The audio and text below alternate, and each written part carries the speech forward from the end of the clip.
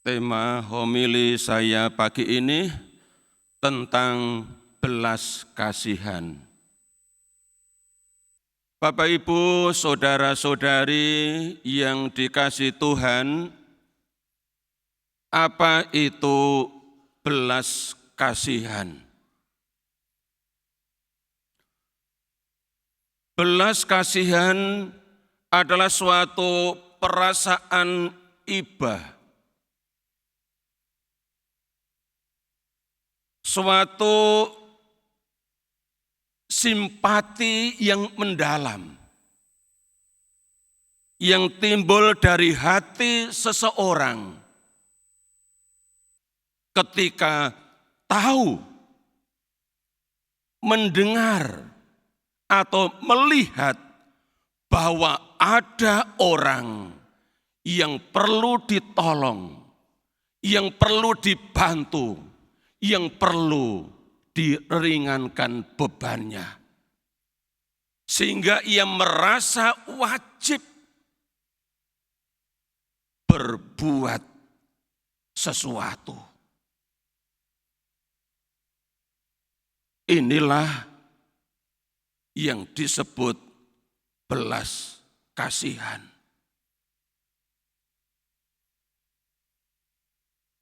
Siapakah orang yang mampu menghadirkan keutamaan yang seperti ini?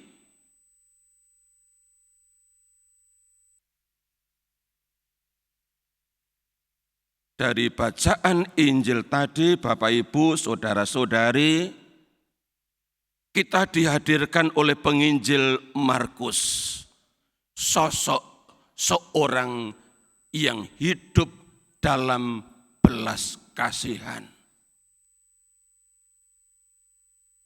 Sosok itu adalah Yesus sendiri. Dikatakan dalam Injil tadi, Injil Markus bab 6 ayat 34. Dikatakan begini, ketika Yesus mendarat, ia melihat sejumlah besar orang banyak, maka tergeraklah hatinya oleh belas kasihan kepada mereka. Karena mereka seperti domba yang tidak mempunyai gembala.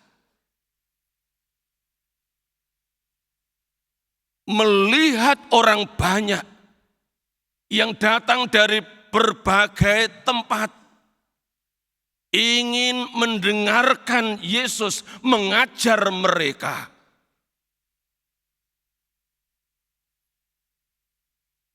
Maka Yesus tergerak hati. Dia merasa wajib berbuat sesuatu untuk mereka. Yang dikatakan oleh Yesus seperti domba yang tidak mempunyai gembala. Kita tahu bahwa yang namanya gembala tugasnya adalah memberi makan, menuntun kawanan domba ke padang rumput yang hijau. Seperti dalam Mazmur tanggapan tadi. Tetapi mengapa setelah Yesus tergerak hati oleh belas kasihan kepada mereka, dikatakan di ayat tadi 34 kalimat kedua, lalu mulailah ia mengajar banyak hal kepada mereka. Karena mereka mencari Yesus. Pertama-tama bukan untuk mendapat makanan, tetapi untuk mendengarkan pengajaran dari Yesus. Itulah sebabnya Yesus segera mengajar banyak hal kepada mereka. Baru setelah itu Yesus memberi mereka makan. Itu berarti yang sifatnya rohani diutamakan oleh Yesus dalam menggembalakan kawanan domba itu.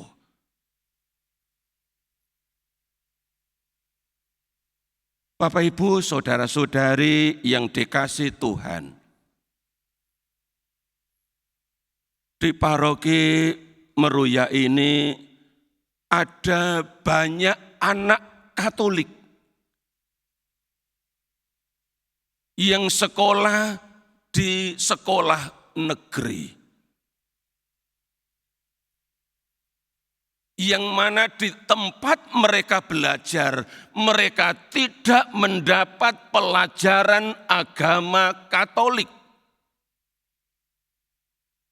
Bapak Ibu yang anak-anaknya sekolah di sekolah negeri pasti tahu itu. Saya melihat, saya berpikir, saya berefleksi bahwa mereka anak-anak yang Katolik dari paroki ini yang sekolah di sekolah negeri dan tidak mendapat pelajaran agama Katolik, itu bagaikan kawanan domba yang tidak bergembala. Yang di sekolah mereka tidak mendapatkan asupan rohani, pendidikan agama Katolik.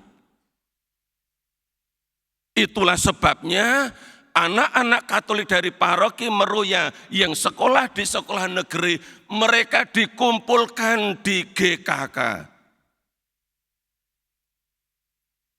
Untuk apa? Untuk belajar tentang agama Katolik. Diajar oleh guru-guru agama Katolik. Supaya mereka ini mendapatkan nilai-nilai kekatolikan dalam masa pendidikan mereka. Syukur kalau anak-anak dengan sungguh-sungguh ikut, bukan hanya sekadar hadir dalam pelajaran agama Katolik yang diberikan di GKK, Gedung Kusuma Karmel. Terima kasih untuk guru-guru Katolik yang dengan penuh belas kasihan mau menggembalakan anak-anak yang sekolah di negeri, yang di sana tidak mendapatkan pelayanan agama Katolik. Inilah contoh lain guru-guru Katolik yang digerakkan oleh semangat belas kasih mau berbuat sesuatu untuk kawanan domba, untuk anak-anak remaja, anak-anak muda yang tidak mendapatkan apa yang harus mereka terima, yakni pelajaran agama Katolik. Contoh lain, seksi kerasulan keluarga paroki Meruya. Mereka merasa prihatin kalau anak-anak muda yang akan membangun rumah tangga, yang akan menikah, mereka tidak mendapatkan pembekalan sebelum mereka married. Itulah sebabnya mereka sepakat sebulan sekali mengadakan program MRT, membangun rumah tangga. Supaya anak-anak muda yang terpanggil untuk hidup berkeluarga, mereka tidak asal diberkati. Mereka tidak asal nikah secara Katolik, tetapi mereka dipersiapkan sungguh-sungguh selama 2 hari penuh. Meskipun juga kadang ada yang ikut tapi tidak serius, menganggap enteng pembinaan 2 hari penuh itu. Padahal ini untuk sepanjang hidup mereka. membantu mereka menghayati panggilan hidup berkeluarga untuk seumur hidup. Terima kasih untuk tim SKK yang dengan penuh belas kasih mau menggembalakan mereka, orang-orang muda yang mau membangun rumah tangga dengan persiapan yang maksimal dan persiapan yang penting. Bapak, Ibu, saudara-saudari yang dikasihi Tuhan, hidup Kristiani mesti ditandai dengan keutamaan belas kasihan. Rasul Paulus dalam suratnya kepada jemaat di Kolose bab 3 ayat 12 menulis begini. Karena itu, sebagai orang-orang pilihan Allah yang dikuduskan dan dikasihinya, kenakanlah belas kasihan. Inilah Bapak, Ibu, saudara-saudari yang dinasihatkan oleh Rasul Paulus, supaya kita mengenakan belas kasihan kepada orang lain. Orang-orang yang ada di sekitar kita. Dan itu mesti dimulai dari keluarga, dari komunitas. Menjadi sekolah keutamaan belas kasihan.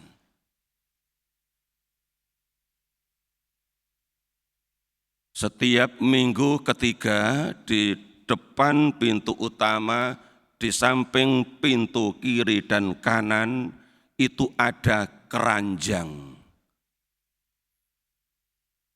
Keranjang itu adalah tempat untuk beras